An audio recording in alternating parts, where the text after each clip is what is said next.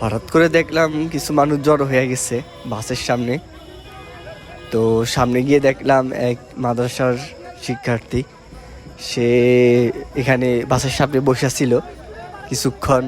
তার একটাই দাবি তাদের, যে তারা স্টুডেন্ট হিসেবে বাসে উঠতে চাইছিল, কিন্তু বাসের হেল্পাররা তাদেরকে উঠতে দেয় নাই।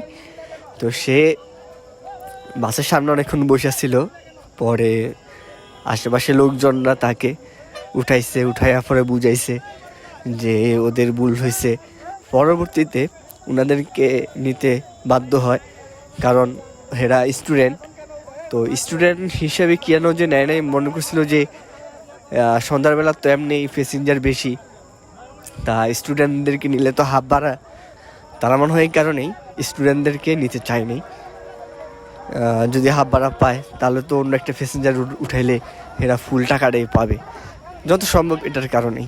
তবে এটা ঠিক না, এখানে সবাই উঠতে পারবে বাসে, সে স্টুডেন্ট হোক আর সে এমনি জনসাধারণ হোক, সবাই উঠতে পারবে। তো ঠিক আছে, ভালো থাকবেন, অন্য একটি ভিডিওতে দেখা হবে।